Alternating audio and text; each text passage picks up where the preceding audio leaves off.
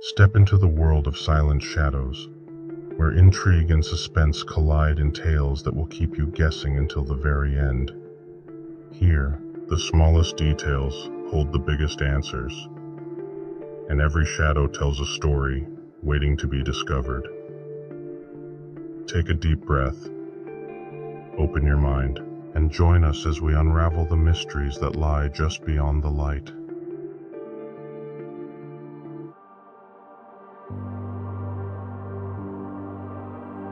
The Wailing Grove, a mystery story by Grave Pit Shadows. The rain hammered the precinct windows, each droplet sounding heavier than the last. Detective Rachel Mills flipped through the file on Mara Fletcher, the missing journalist. Her expression betrayed nothing, but her fingers tightened slightly on the paper. Across from her, James Davenport, her young and eager partner, leaned forward. Clover Hollow. A woman goes into the woods, the Wailing Grove they call it, and disappears. Her belongings were found near the tree line. Broken camera, notebook, tape recorder. State police are asking for help because, apparently, no one wants to step foot in that forest. Rachel sighed, but James clicked a recording on his laptop.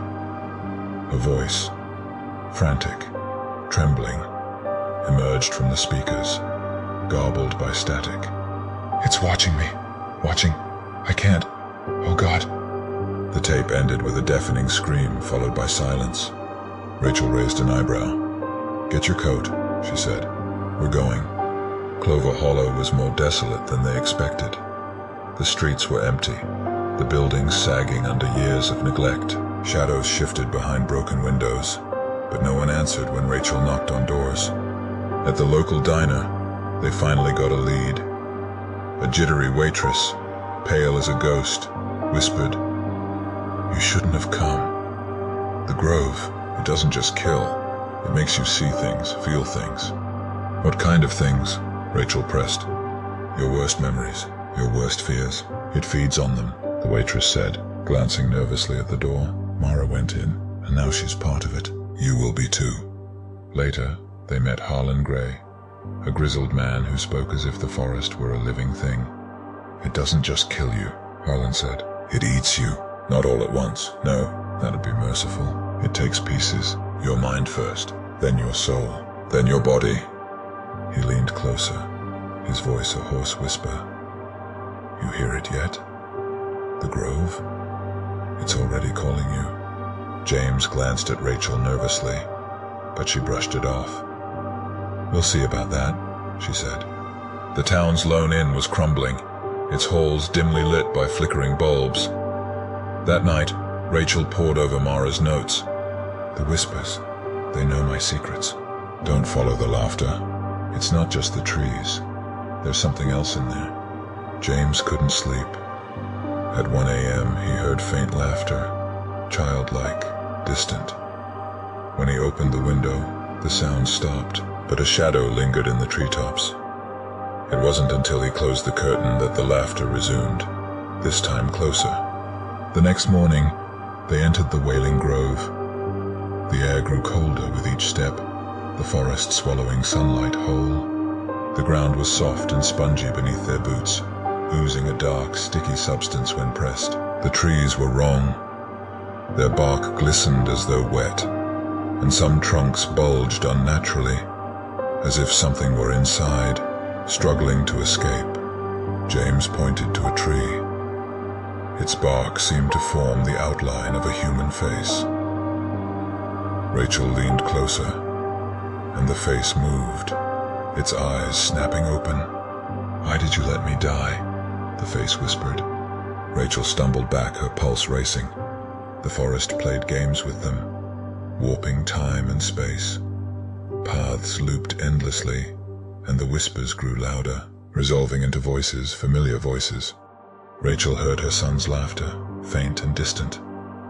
She began seeing flashes of his room, his toys, his tiny shoes, his favorite bedtime book, all impossibly appearing among the twisted roots. James heard the voice of the hostage he couldn't save, crying, "Please, help me!" His flashlight revealed bloody handprints smearing the trees, leading deeper into the grove. The deeper they went, the worse it became. The shadow figures. Shadowy humanoid shapes began appearing, just at the edge of their vision. When Rachel turned her flashlight toward them, they dissolved into the trees, but their whispers lingered. "We're watching you." The bleeding ground. James noticed the soil beneath them darkening. He knelt to touch it and realized it wasn't dirt. It was blood.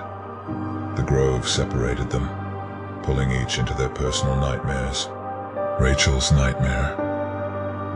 She found herself in her son's bedroom.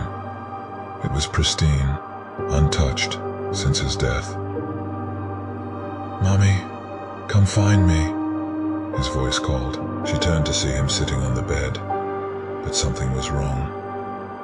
His skin was pale, his eyes dark voids. "Why didn't you save me?" he asked, his voice trembling.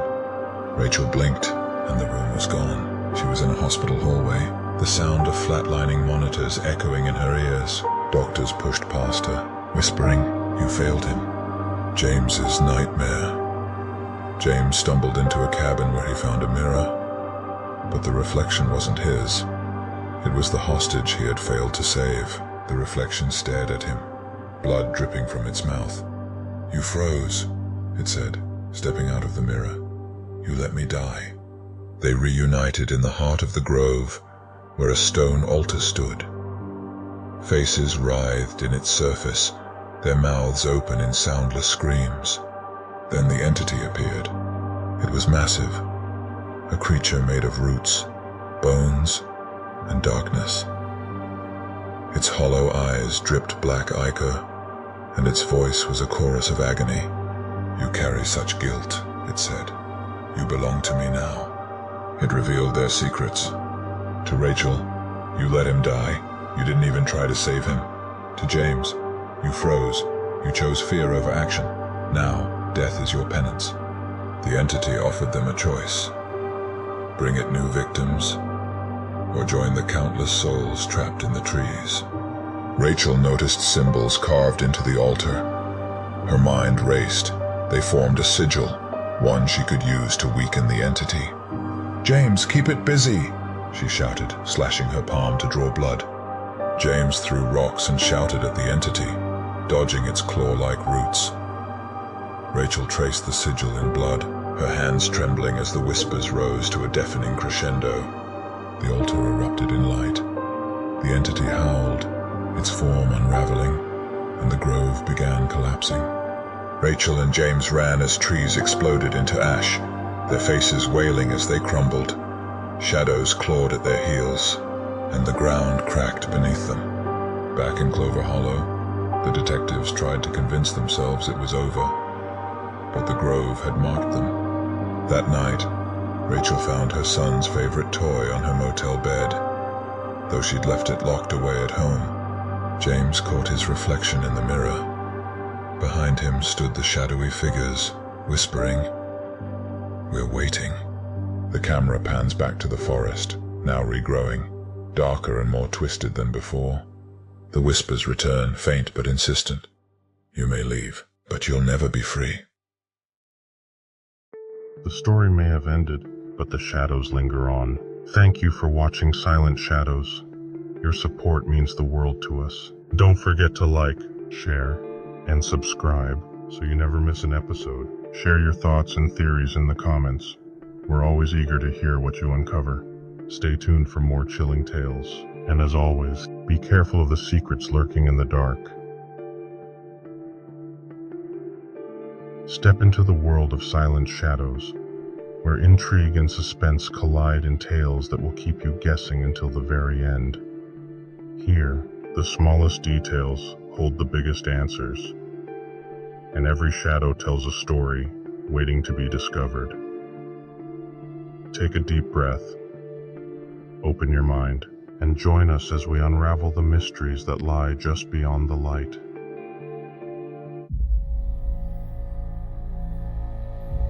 The Silent Abyss, a mystery story by Grave Pit Shadows.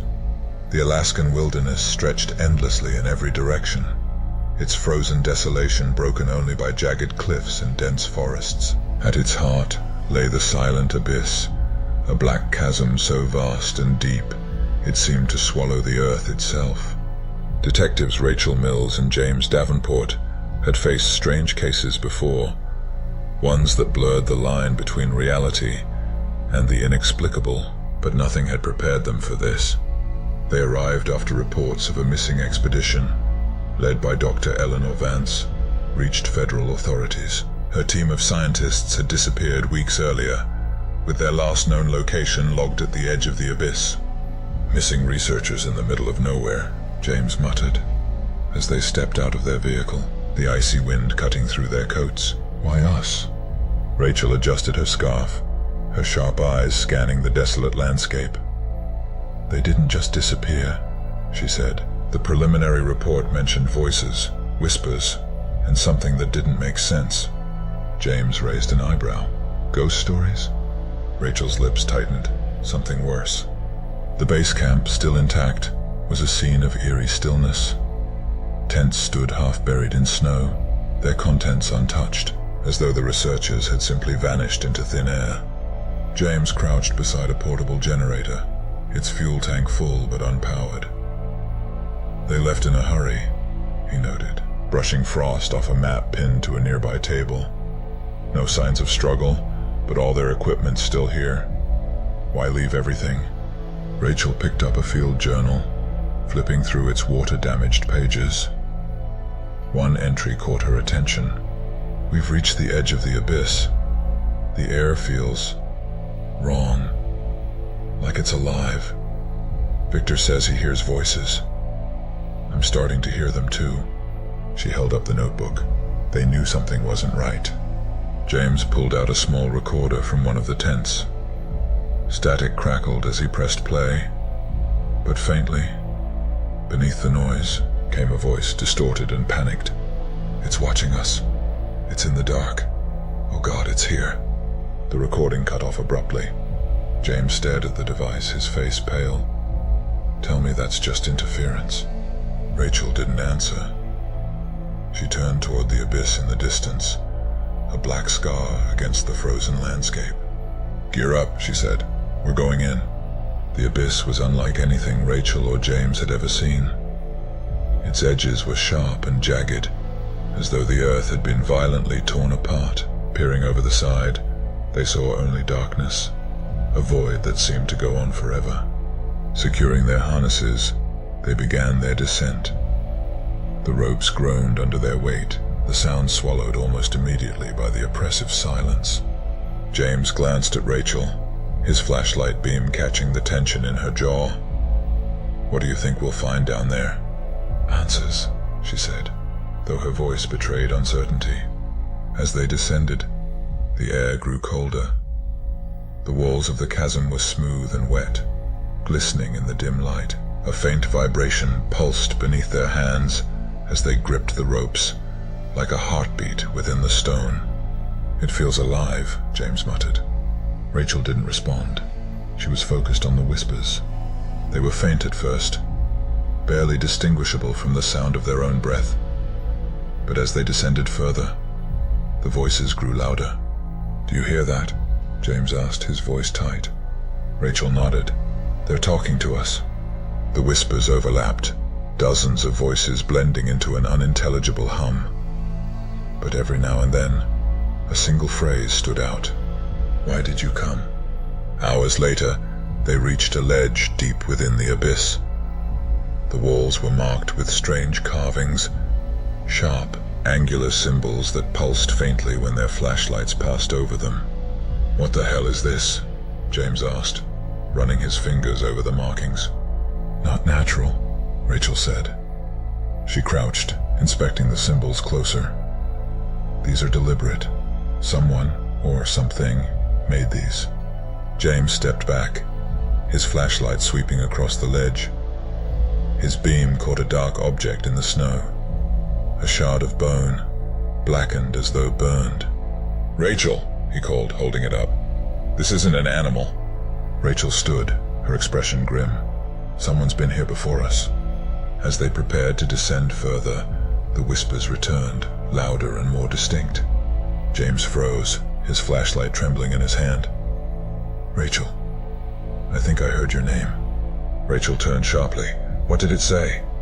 Before he could answer, the shadows around them shifted.